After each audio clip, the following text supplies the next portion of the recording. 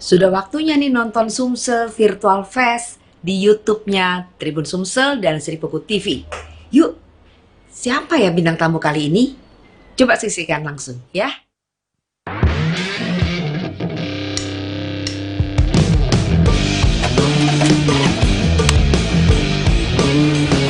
Tes, tes, tes. Oke, standby.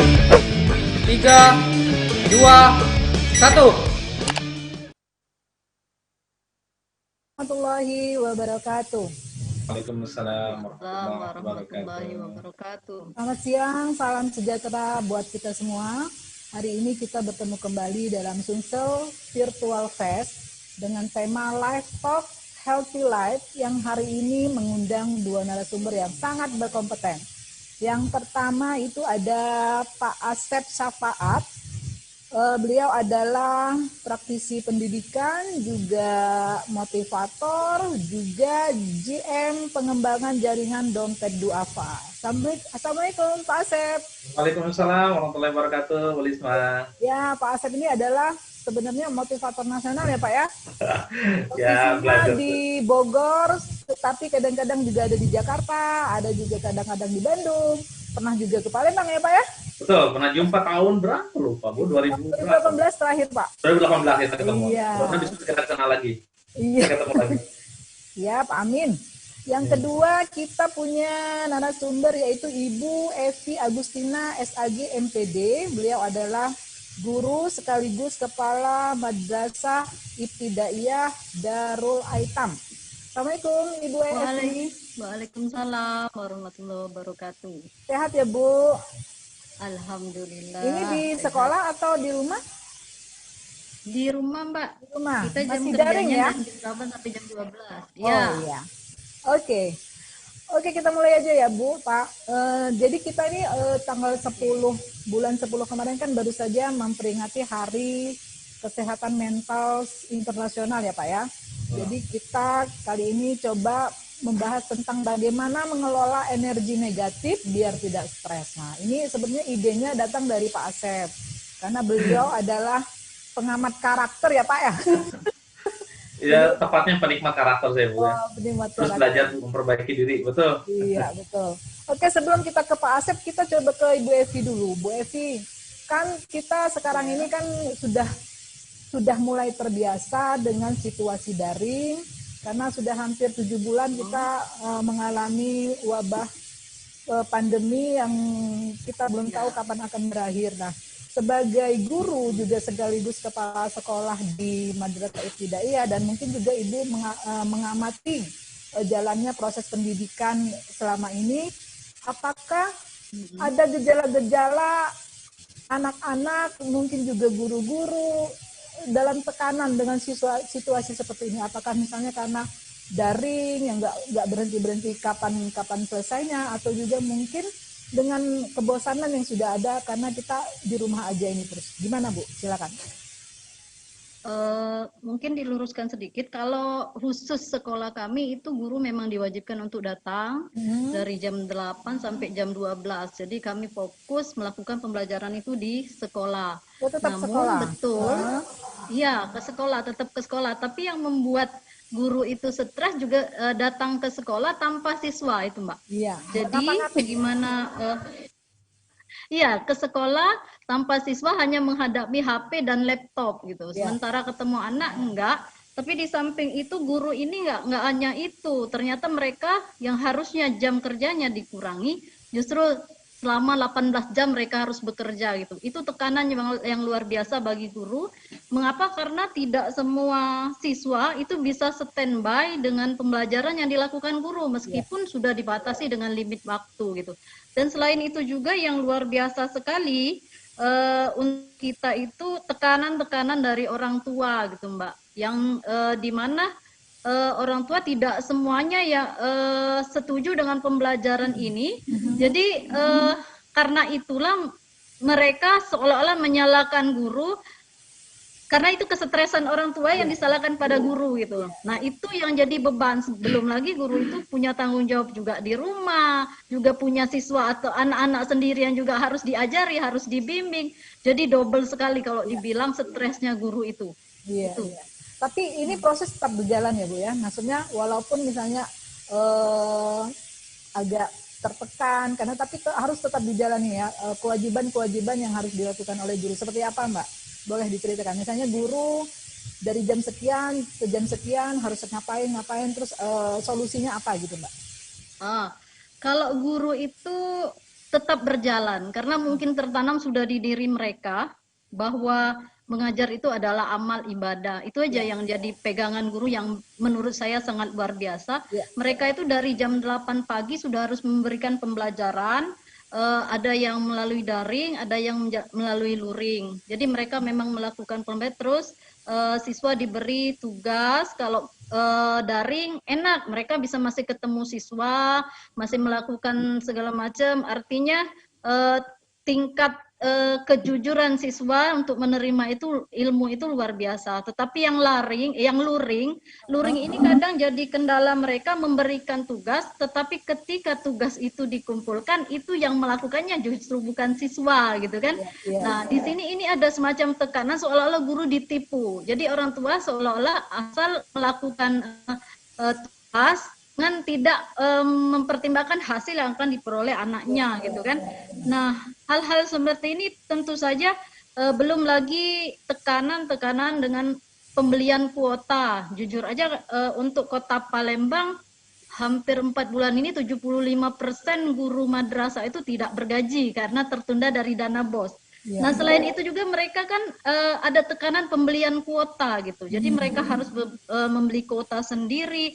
Ini luar biasa sekali, tetapi kami pihak sekolah pengelola sekolah itu yang kami utamakan adalah mengubah mindset guru bahwa sebenarnya apa yang kita lakukan ini tidak semata-mata untuk di dunia gitu ya. Jadi target kita ke sana. Terus selain itu juga Mbak, kami berusaha mengajak guru untuk keluar dari aktivitas rutin sedemikian rupa dari sekolah itu dengan biaya yang seadanya mengajak guru jalan-jalan gitu kan, menikmati refreshing sehingga guru tidak merasa tertekan dalam kondisi seperti ini gitu. Ya. Udah jalan kemana Bu?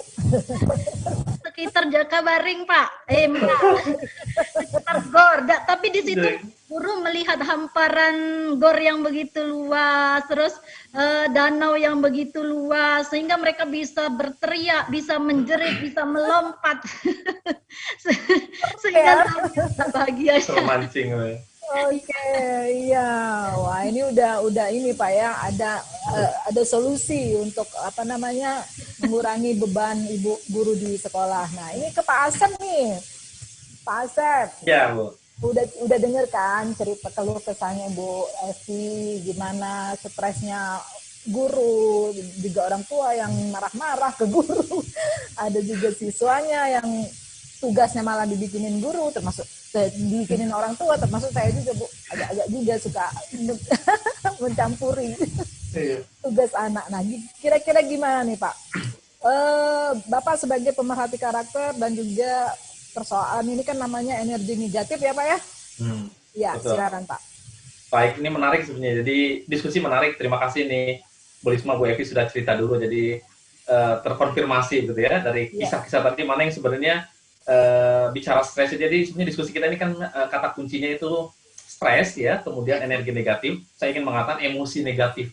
Jadi emosi itu kan emotion, energy in motion, energi yang bergerak. Nah ini bisa positif, bisa negatif. Jadi memang kabar baiknya adalah si emosi ini itu bisa dikelola. Emosi ini bisa dikelola, itu yang menarik. Nah, kalau kita bisa mengelola, itu akhirnya kita produktif, bahagia. Tapi kalau kemudian tidak terkelola, itulah muncul yang namanya stres. Nah, jadi stres ini kan sebenarnya satu kondisi, suatu peristiwa yang menyebabkan sesuatu yang tidak sesuai dengan harapan kita, sesuatu yang sifatnya mengancam, membahayakan, gitu ya, tidak sesuai dengan harapan kita. Seperti tadi guru-guru kan ternyata senang ya, harapannya bisa ketemu guru bisa ketemu murid seperti kondisi biasanya. Tapi faktanya ketika tidak ada murid stres, begitupun dengan murid. Jadi dalam sejarah kan dulu males kan datang ke sekolah. Nah pada saat pandemi dalam sejarah anak-anak pengen ke sekolah gitu. Nah ini kan sesuatu yang paradoks gitu. Nah jadi stres ini sebenarnya kondisi ketika kita ada kondisi yang ada peristiwa yang menyebabkan kita tidak kita cemas, bahaya, jadi menurut kita ini membahayakan, sehingga ada tekanan pada sifatnya level psikologis, yang pada sifat yang tekanan juga pada aspek kognitif kita, pada perilaku kita, pada aspek fisiologis, termasuk pada aspek emosional. Nah, jadi ini menurut saya menarik. Nah, jadi kalau cerita Bu Evi tadi sebenarnya guru-guru tadi menarik Bu ya, Ibu yang tadi guru-guru ada yang jalan-jalan datang ke tempat bisa teriak-teriak, bisa lewat hamparan, lihat stadion rumputnya hijau sekali, itu ternyata itu teknik untuk melepaskan stres itu seperti itu memang. Nah, jadi sebenarnya ini yang menarik. Jadi sebenarnya kalau bicara soal stres, jadi sekali lagi ini kabar baik, kita bisa kelola. Nah, bahkan kalau saya pelajari ada satu sumber dari The Health Center, jadi ternyata stres itu ada rentangnya, ada jenis-jenis stres. Yang pertama itu ada namanya hipostres. Nah, hipostres ini adalah kondisi seseorang itu bosan, tidak menantang. Nah, ini menarik. Jadi ketika tadi berlaku untuk kita semua, untuk orang tua, guru, untuk siswa. Jadi kalau kita anak-anak bisa ngerjain sesuatu bosen, jadi anak-anak sekarang bilang gaje ya, gabut. Itu kan kondisi sebenarnya hipostres. Dalam jangka pendek nggak ada masalah, tapi dalam jangka panjang ini berbahaya karena kan mager. Bahasa anak-anak sekarang mager ya, malas gerak. Nah, ini sebenarnya itu yang namanya hipostres. Jadi sebenarnya dampaknya nggak ada sih dalam jangka pendek, nggak ada masalah. Justru memang tadi harus dicari tantangan supaya mereka jadi lebih semangat. Jadi karena tadi ini stresnya bisa ngarah ke yang positif. Yang kedua ada yang namanya eustress. Nah, eustress itu stres jangka pendek tapi positif. Nah, contoh begini. Bu Lisma, Bu Evi kan pernah dilamar. Nah, gimana tuh perasaan mau dilamar? Kan juga stres sebenarnya. Saya mau melamar, saya mau ijab kabul nih, mau nikah, itu stres loh. Atau kita misalkan guru biasa jadi MC di level di sekolah. Tiba-tiba ditunjuk jadi MC di level diundang untuk ke Istana Negara misalnya, atau ke kantor gubernur misalnya ada acara. Nah, itu stres juga loh. Tapi itu positif, itu eustress namanya, itu positif, artinya stres jangka pendek yang itu positif, dan itu bisa dikelola sebenarnya, itu bisa dikelola. Nah, kemudian ada yang namanya distress. Nah, ini stres yang agak bahaya sebenarnya, karena potensinya bisa ke fisik dan mental. Misalnya tadi guru ada yang, ini pandemi kapan berakhir ya, kapan nih bisa ke sekolah lagi ya. Ini kalau tidak dikelola, terus-menerus hadir dalam aktivitas sehari-hari, itu bisa, yang tadinya biasanya kondisi awal biasa, tapi ketika, gimana nih anak-anak gak bisa ketemu anak-anak, atau anak-anak gak bisa ketemu guru, tidak dikelola dengan baik, pembelajaran juga jadi makin bingung gitu ya. Ada hari ini kan ada pembelajaran jarak jauh, tapi kemudian juga karena ada salah pemahaman, yang ada bukan pembelajaran jarak jauh, tapi penugasan jarak jauh. Makin stres anak-anak, karena tugas sekolah digeser dari offline, digeser ke online. Jadi tugasnya sama sih banyak, cuma digeser aja, biasanya offline dan online ini, jadi makin stres. Orang tua stres, anak-anak stres, guru-guru juga stres. Gimana cara ngelolanya? Nah, ketika tidak bisa terkelola, jadi disebut dengan distress. Dalam jangka pendek ini membahayakan ya. Bisa ya tadi mungkin gejala-gejalanya pening gitu, jadi gak bergairah. Nah, itu juga membahayakan. Bahkan kalau dalam level yang tinggi itu namanya hyperstress. Itu udah bisa sampai ke ada gejala, bisa ke fisik. Bahkan kalau ada penyakit-penyakit itu sampai level tinggi, penyakit juga bisa muncul dari situ, Bu. Hipertensi, bahkan ada kajiannya di salah satu literatur itu betul. Hipertensi, jantung, itu juga bisa mulainya awal dari perasaan cemas yang tidak terkelola. Nah, itu yang menarik sebenarnya. Jadi memang saya ingin sampaikan bahwa kabar baiknya buat kita sebenarnya emosi ini bisa dikelola. Karena nanti bisa positif, bisa negatif untuk kita. Itu boleh semua. Iya. Oke. Pak, kalau sekarang ini kan arahnya tuh tanda-tanda stres itu kan secara dini tuh bisa kita lihat, misalnya mudah tersinggung, mudah cemas, kemudian mudah marah gitu kan. Nah, betul. Kira-kira ini kita langsung bicara aja Pak, apa nih cara mengelola itu, seperti apa? Betul. Sebenarnya yang pertama memang yang harus dipahami adalah kita harus bisa deteksi masalah kita apa. Misalnya nanti Bu Evi bisa cerita Bu ya, kalau misalnya kita jadi orang tua, ini saya ada tugas matematik, tugasnya susah, saya jadi orang tua nggak bisa gitu. Nah, ini awalnya memang ini kan kondisi yang mencemaskan ya, karena tentu kita punya harapan anak-anak harusnya bisa ngerjain sendiri, nanti begitu diperiksa guru nilainya bagus. Tapi hari ini kan faktanya kita ngerasa begitu kita nemenin anak kita belajar, anaknya ternyata ogah-ogahan gitu ya, mudah menyerah. Ini kan tidak sesuai ekspektasi kita. Nah, mulailah kita yang namanya marah, Bu Lisma. Ini saya juga orang tua sama nih. Jadi marah-marah ini malah menambah persoalan. Padahal sebenarnya kan, karena kenapa itu terjadi? Karena kita tidak nerima. Jadi sebenarnya kalau kita ingin menghindari kondisi stres, yang pertama itu adalah jujur pada diri sendiri. Kita harus terima. Misalkan bahwa kalau hari ini saya jadi guru, betul ya, selama ini saya menyadari belum menyiapkan diri untuk belajar menggunakan teknologi dalam mengajar. Kan sebenarnya kalau ada beberapa pakar, saya belajar sama pakar namanya Prof. Eko Indrajit. Jadi sebenarnya Bapak Ibu, pembelajaran digital ini sebenarnya sedang diprediksi itu baru tahun 2030. Jadi masih 10 tahun lagi. Benernya ya. Karena kondisi pandemi itu jadi lebih cepat. Dipercepat. Jadi lebih cepat, Bu. Ini kan 10 tidak tahun. by design, karena tidak by design kan sebenarnya. Nah, saya sebenarnya udah belajar tentang online, mempelajari Skype online diskusi, ada nama Online Learning Community for Teacher. Itu saya belajar dari tahun 2008, 2010, 2008 lah. 2008 itu udah belajar, Bu. Jadi saya punya guru di Australia. Kita setiap 1 bulan sekali itu ada namanya Online Learning Community. Jadi yang bicara itu guru-guru dari Indonesia, ada yang dari luar negeri, ada yang dari Australia, dari Jepang, ada juga profesor, itu pakai Skype. Yang sebenarnya, karena saya pernah ngalamin, mungkin bagi yang sudah biasa menggunakan teknologi, tidak terlalu stres, artinya bisa terkelola, karena pernah mengalami. Tapi bagi yang Bapak Ibu guru yang belum pernah menggunakan digital ya, itu Google apa ya, Google Meet, Zoom itu apa gitu ya, itu makhluk apa, kemudian dan aspek-aspek lain. Jadi sebenarnya ada kondisi yang tadi ketika tadi yang kasus guru ya pendidikan, ketika pembelajaran digital diprediksi 2030, 10 tahun lagi, ternyata karena pandemi jadi lebih cepat. Nah, ketika kita tidak ada guru yang tidak menerima, tidak menerima atau jujur pada diri sendiri bahwa saya menyadari bahwa saya tidak belajar selama ini dan hari ini saya harus belajar. Nah, ketika dia belajar, guru-guru belajar, mencoba, itu sebenarnya nanti stresnya bisa terkelola tuh, Bu. Jadi teknik yang pertama adalah harus menerima ya. Harus menerima kondisi bahwa ini kondisi yang terjadi dan saya menerima ini gitu. Kemudian yang berikutnya adalah, ini penting. Saya ingin menggunakan kata kompetensi atau kapasitas ya, kemampuan. Jadi sebenarnya hidup ini kan sebenarnya masalah. Detik demi detik kan kita masalah muncul dalam berbagai hal. Semakin banyak peran kita, semakin banyak masalah yang terjadi. Kalau kita perannya di rumah tangga mungkin hanya satu peran, istri, bapak, ayah, suami, istri kalau punya anak jadi ayah, jadi ibu dan lain sebagainya. Semakin banyak peran kita, makin banyak masalahnya. Nah, maka kemudian kita harus punya kompetensi sehingga masalah yang terjadi pada diri kita, ketika kita punya kompetensi levelnya satu level, katakan minimal satu level di atas masalah kita, maka kemudian tidak lagi stres. Seperti kita mau ujian, yang stres itu karena kita tidak belajar dan tidak tahu bagaimana cara menghadapi ujian.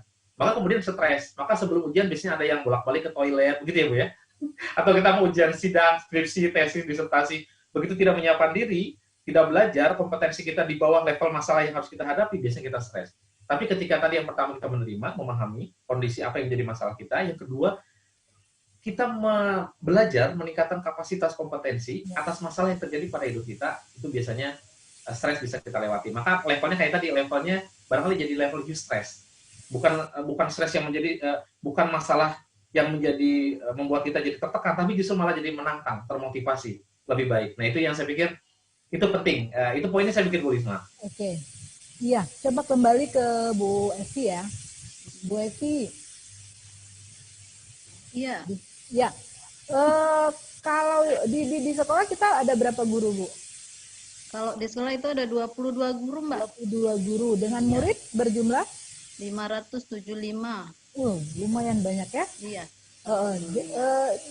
Dalam proses belajar ini yang betul-betul daring itu berapa persen, Bu? Yang mungkin orang tuanya punya HP ya, bisa Iya. untuk berhubungan secara daring gitu, Bu? Kami itu membagi siswa itu kalau yang daring hampir 8, kalau daring itu guru ini nggak semuanya pakai satu guru pakai daring, tapi mereka itu sistem acak gitu. Ada yang juga memperlakukan luring. Jadi kurang lebih kalau daring itu paling 20% yang bisa. Sedikit banget ya. Sedikit sekali yang bisa. Jadi selebihnya adalah luring dan kami juga ada sebagai solusi bagi yang tidak mampu, yang tidak punya HP, yang orang tuanya bekerja dari pagi sampai sore, itu kami siapkan tatap muka, tapi tetap dengan protokol kesehatan gitu. Siswanya dihadirkan, tetapi bergilir. Satu kelas itu nggak boleh lebih dari 3 anak per hari gitu. Itu yang bagi yang tidak mampu sama sekali gitu. Dengan kriteria mereka itu bisa dilakukan seperti itu. Iya. Dengan kondisi seperti ini, Bu, apakah Ibu sudah melihat ada suatu misalnya energi negatif di sekolah? Kira-kira kita mau ambil istilahnya Pak Asep itu seperti apa? Kemudian mungkin apa yang mungkin Ibu juga bisa bertanya ke Pak Asep seperti apa solusinya. Silakan Ibu. Iya, kalau saya perhatikan guru-guru itu sampai detik ini alhamdulillah aman gitu Mbak. Aman, Karena saya juga sering berkomunikasi sama mereka, gimana sekarang ini keadaan kita semua. Terus mereka bilang, Bu, justru kami kalau sudah datang ke sekolah semua stres kami hilang. Jadi kami di sini bisa, jadi kami di sini bisa bertukar pikiran, bisa bercanda sama teman-teman selain memberikan tugas segala macam. Jadi mereka sudah menganggap komplain guru, komplain siswa dan sebagainya itu sebagai sesuatu yang asik untuk dibicarakan dan buat mereka senang gitu. Alhamdulillah sampai mungkin mereka sudah mulai terbiasa dengan kondisi seperti itu gitu. Iya. Nah untuk Pak Asep mungkin saya juga tertarik ciri-ciri stres yang tingkat kedua tadi Pak gitu. Itu misalnya seperti apa gitu Pak. Terus kalau misalnya kita temukan gejala-gejala seperti itu, apa yang harus kita lakukan gitu. Nah, loh Pak. Nah, Ya, mau betul, Bu. dibacakan oleh Bu Evi nih Pak. Nih, biasanya Bu Evi biasanya lebih paham nih Bu pertanyaannya. Yang pertanyaan lebih paham sih dari yang menjawab. Ya Bu, saya pikir menarik. Sebenarnya kalau yang dari cerita Bu Evi tadi menarik sebenarnya Bu Lisma. Jadi pada saat ada yang istilah dulu dengan manajemen pikiran. Jadi sebenarnya kan dalam pengalaman hidup itu ada banyak aspek. Jadi pikiran kita, kemudian lingkungan, kemudian perilaku, suasana hati sama kondisi fisik, reaksi fisik ya. Jadi kalau yang tadi disampaikan, nah yang tadi kisah Bu Evi itu kan jadi menarik karena guru-guru itu satu terapi loh, bagus sekali Bu. Jadi perlu ada teman, lingkungan yang saling mendukung. Karena saya bisa membayangkan kalau guru itu kan selalu bilang dalam kondisi offline saja, biasanya guru ketika saya bilang makanya jadi guru buka pintu, bukan hanya pintu kelas, tapi pintu hati kita dan pintu pikiran kita dibuka. Ya. Ajak kita punya teman untuk ngobrol, sharing. Karena kita butuh second opinion, termasuk lingkungan yang menguatkan. Misalkan ketika kondisi seperti ini, itu bagus sekali itu ada katarsis. Jadi guru cerita semua punya masalah. Saya pikir luar biasa hari ini ada Bu Evi mimpin. Kemudian rata-rata sekolah yang berhasil adalah kepala sekolahnya punya sangat aware untuk memastikan hari ini yang paling penting adalah memastikan gurunya sehat dulu secara mental. Karena ketika guru sehat secara mental itu banyak hal yang bisa dilakukan. Jadi ketika guru sehat secara mental itu yang penting. Itu banyak hal yang bisa dilakukan. Jadi nanti bisa terbayang terus mengkreasi A, B, C, D. Tapi ketika kemudian di kondisi awalnya juga dia udah kondisinya bahasa kita udah hopeless itu Bu. Kalau udah hopeless itu udah nggak bisa, udah kita tidak bisa melakukan apapun itu. Jadi tadi bagus Bu Evi, terima kasih, menurut saya itu bagus ya, luar biasa guru-guru. Bu Evi ada forum, guru-guru bisa sharing masalahnya apa saja, ternyata kemudian saling sharing dan ketika bisa menyelesaikan persoalan, nah berarti memang guru-guru Bu Evi itu kompeten. Jadi ketika ada masalah, ketika sering ngobrol, salah satu cara untuk menyelesaikan masalah belajar, bahasa saya belajar ya, learning community, komunitas belajar itu naik level tuh. Kompetensinya di atas, maka kemudian jadi tidak ada stres. Maka ketika Bu Evi mengatakan, ini sudah biasa sekarang. Bahkan jadi dibalik. Situasinya adalah ketika datang ke sekolah, ini menyembuhkan. Dan saya yakin, pasti mindsetnya berubah sekarang. Ketika datang ke sekolah, daripada di rumah malah makin stres, ke sekolah, saya akan ketemu teman-teman, masalah akan banyak selesai, saya bisa memberikan pelayanan terbaik pada murid-murid. Ketika mindsetnya begitu, pasti datang ke sekolah dengan energi yang positif. Ya. Emosinya positif, energi positif. Ditambah ketika ngobrol, punya 4 masalah, ternyata ketemu 4 solusi. Oh, itu makin semangat lagi. Nah, jadi udah selesai itu stresnya, kalau stresnya hilang. Jadi yang ada adalah bahagia. Nah, jadi sebenarnya Bu Evi, yang tadi Bu Evi pertanyaan gejala, memang gejala itu bisa mulai dari reaksi fisik. Ciri-cirinya gejala. Ciri-ciri biasanya bisa, yang paling itu bisa mulai dari reaksi fisik Bu biasanya Bu. Reaksi fisik ya.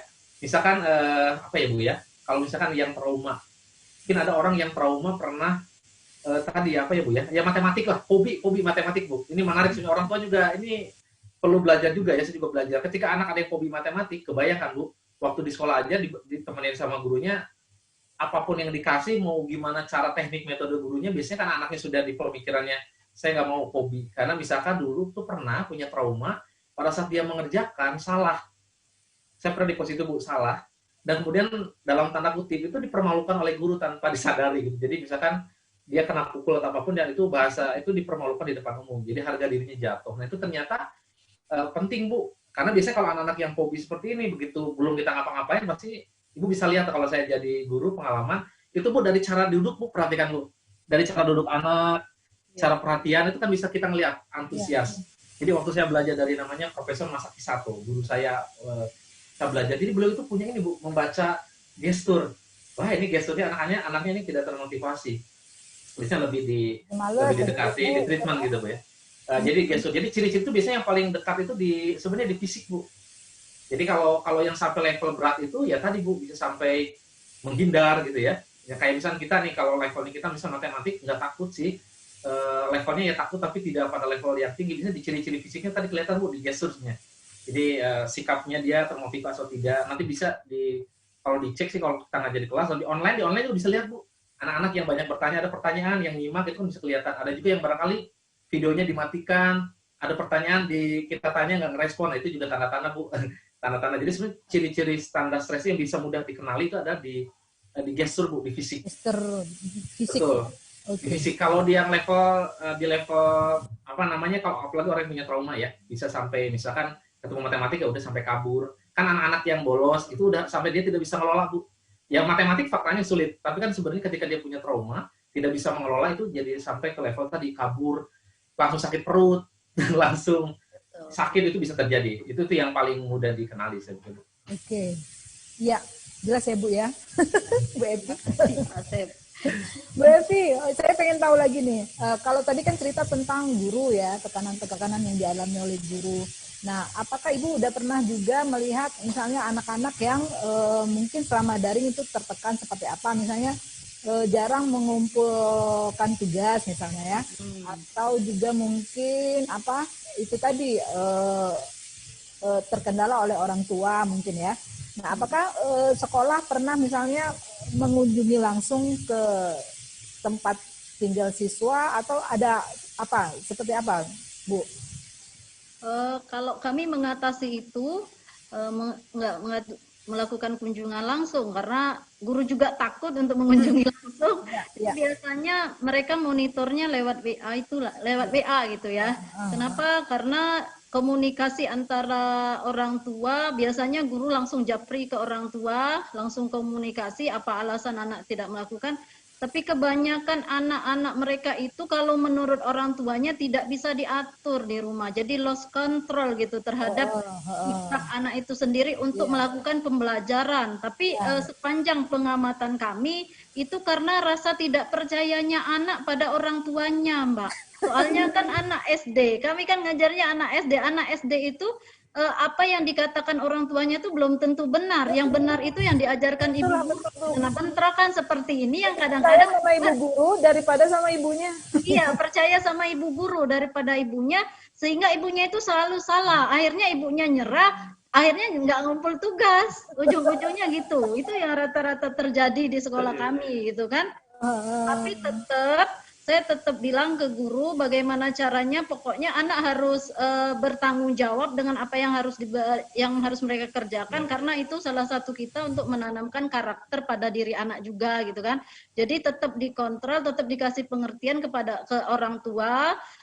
Orang tua selalu dikunjungi lewat video call, lewat WA dan sebagainya, juga video call dengan anaknya, diajak ngomong langsung, itu yang sering dilakukan guru gitu kan. Diajak ngomong langsung, diyakinkan bahwa untuk sementara ini orang tuanya itu adalah guru yang terbaik bagi mereka di rumah gitu. Iya. Bu, kalau sekarang kan kalau di sekolah kan kita misalnya ada panis, ada reward gitu ya. Nah, ini kan karena pandemi serba darurat, itu berlaku juga Bu?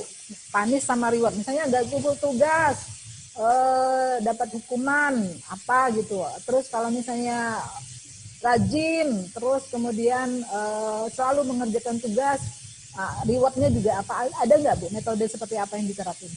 Kalau kemarin pas semester akhir kemarin itu ada untuk anak-anak yang memang rajin, itu diberikan reward oleh gurunya masing-masing, karena yang mengambil rapat penilaiannya itu orang tua, itu tetap dikasihkan reward. Sementara hukuman sampai sekarang belum ada, karena kita memaklumi kondisi dan situasi seperti ini. Nanti tambah stres Mbak kalau dihukum. Benar. Kita sendiri yang ngasih hukuman juga stres. Iya, oke. Nah Pak, mungkin Bapak tadi udah dengar keluhan, curhatnya Bu Evi. Nah, tadi Bapak udah kasih tahu bagaimana mengelola energi negatif untuk orang tua dan guru. Nah, sekarang untuk siswa nih Pak, untuk anak, kayak mana Pak mengelola energi negatif tadi? Baik, Nah ini menarik sebenarnya, terima kasih. Ini saya jangan sampai membuat Bu Evi stres, tambah stres nih Bu. Ini mudah-mudahan ada beberapa yang bisa saya bantu, karena juga saya juga sama ya, di rumah juga nata, ngelola anak putri saya ada 3 ya, alhamdulillah 1 di pesantren, 2 lagi di rumah, kelas 1 baru masuk SD, 1 lagi kelas 5, kelas 6 SD. Saya bersyukur karena hari ini saya bisa ngelewatin fase itu, karena saya sebenarnya yang penting itu memang komunikasi, Bu Evi, memang tidak mudah. Saya memahami bahwa tidak semua orang tua bisa mengelola, tadi saya bilang emosi, tidak bisa mengelola emosi negatif terutama, dan juga tidak semua guru bisa mengelola emosi negatif. Jadi masalah itu makin memuncak pada saat ada guru tidak bisa mengelola emosi negatif, ketemulah sama orang tua tidak bisa mengelola emosi negatif. Itu yang terjadi adalah ya problemnya makin meluas gitu ya, problemnya makin meluas. Misalkan salah ngasih contoh, kan hari ini tetap kalau menurut saya komunikasi itu penting. Nah barangkali beberapa masukan dari saya, tadi saya pikir kan hari ini kan kita pendekatan pembelajaran yang paling tepat adalah hari ini blended learning. Mungkin ada istilah blended learning. Ya, blended learning. Blended learning. Jadi gini, betul kan ada kan hari ini pembelajaran itu ada yang online, offline. Saya ada gunakan istilah online, offline. Ada sinkronus, asinkronus. Pembelajaran yang ada yang namanya pembelajaran offline yang kita ngajar di kelas yang biasa terjadi selama ini itu namanya offline sinkronus. Ya. Offline sinkronus. Offline itu artinya ketemu langsung dan sinkronus langsung. Jadi ketika guru ngejelasin, muridnya dengerin, boleh nanya langsung saling respon. Itu namanya offline sinkronus. Nah, itu sebenarnya kan biasa terjadi yang selama ini biasa terjadi. Nah, satu lagi ada yang namanya lawannya itu berarti online sinkronus. Nah, ini Bu Lisma, Bu Evi, saya di forum ini namanya online sinkronus. Ya. Kita nggak ketemu, tapi kita tetap, Bu Lisma nanya bisa saling respon, Bu Evi, saya juga bisa saling respon. Nah, ini namanya online sinkronus. Nah, hari ini, itu disebut dengan offline sinkronus, ada online sinkronus. Nah, clear ya. Kemudian satu lagi ada yang namanya offline sinkronus. Nah, offline sinkronus itu, kalau ini mungkin ada modul. Jadi, guru mungkin bikin modulnya dikasih ke anak kerjakan bisa kapan saja. Jadi tidak harus, jadi tidak langsung ketemu ya. Jadi misalnya guru bisa, anak-anak bisa, misalkan anak-anak ada tugas hari ini ya, boleh anak-anak ada yang bahasa jam 8, nanti ada yang jam 9, tapi nanti ada batas waktu limit jam 4 sore misalkan, ada beberapa tugas harus ke guru. Nah itu juga sama, itu namanya offline asinkronus. Offline asinkronus. Nah ada satu lagi namanya online asinkronus. Nah itu tugas-tugas yang email, WhatsApp group gitu ya. Nah itu juga, nah jadi sebenarnya bisa dipilih. Dikombinasikan. Betul, bisa dikombinasikan. Nah, ini juga ternyata perlu belajar, nggak apa-apa pelan-pelan, seperti Bu Evi, saya yakin bisa belajar sama guru-guru, baca buku, dan kita ngobrol-ngobrol itu bisa. Nah, yang paling penting, sebenarnya hari ini kan, itu yang tadi, kenapa orang tua jadi penting? Karena sebenarnya yang offline sinkronus itu kan sebenarnya masih bisa dilakukan. Cuman bedanya nggak boleh ke sekolah kan, di rumah ya. Sebenarnya akhirnya itulah kenapa orang tua harus siap, karena offline sinkronus itu bisa dilakukan itu di rumah. Jadi peran guru itu berganti ke orang tua. Nah hari ini kenapa ada orang tua yang stres? Saya bakal stres ketika saya tidak punya kemampuan untuk bisa mendeliver putri saya. Ya bersyukur saya background-nya matematik, ya bisa lah matematik.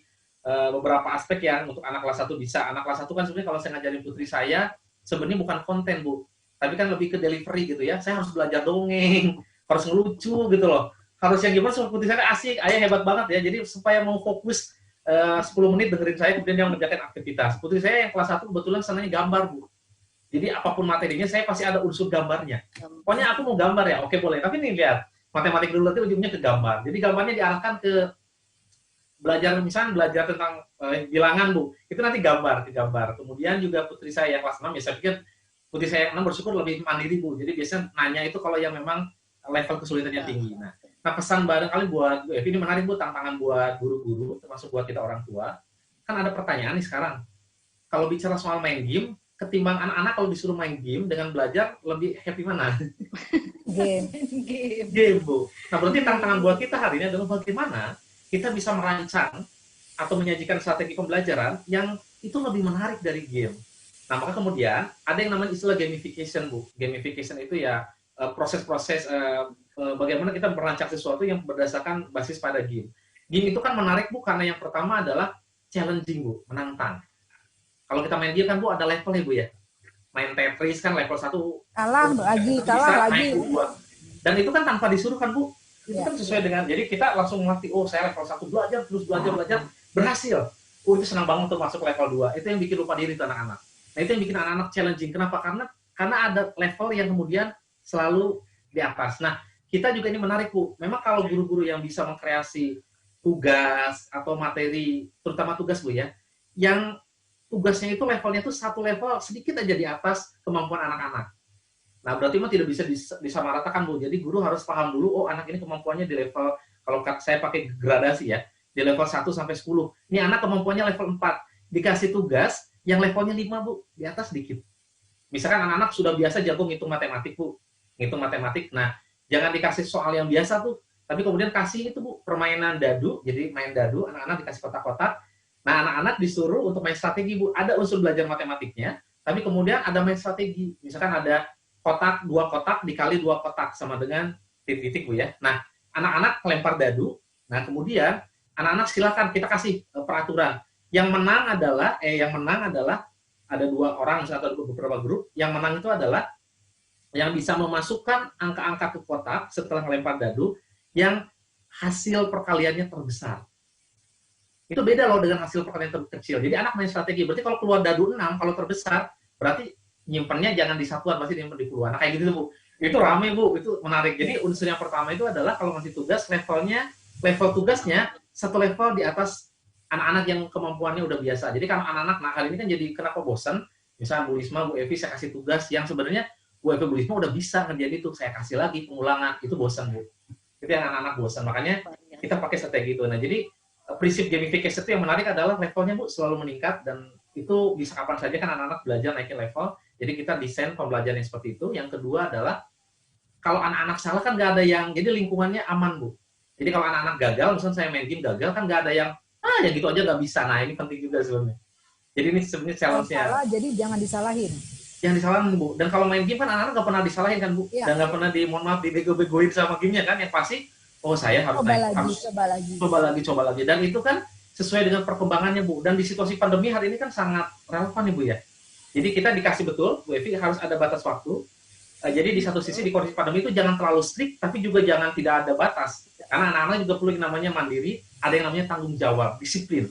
Jadi ada waktu, tapi waktunya ada dikasih fleksibel, ada tugas yang biasanya harus selesai hari ini, kasih waktu 3 hari, atau misalnya seminggu, ada beberapa tugas seminggu. Nah, anak-anak yang ngatur tuh mau ngerjain yang mana dulu. Nah, ini juga satu cara untuk membuat anak-anak nyaman. Jadi prinsip gamification itu tantangannya, levelnya itu selalu dinaikin satu level di atas kemampuan anak-anak.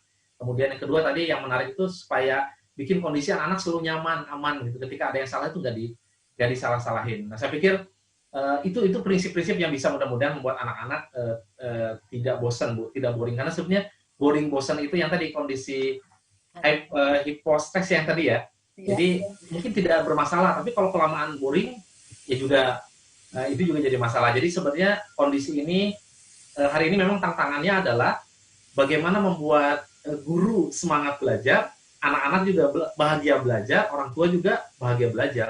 Jadi ketika orang tua bahagia belajar, semangat belajar, anak semangat belajar, orang guru semangat belajar, ini semuanya jadi happy, Bu. Itu yang memang tidak mudah, tapi saya yakin Bu Evi bisa itu, Bu Lisna. Oke. Melakukan hal itu. Terima kasih banyak, Pak, ilmunya.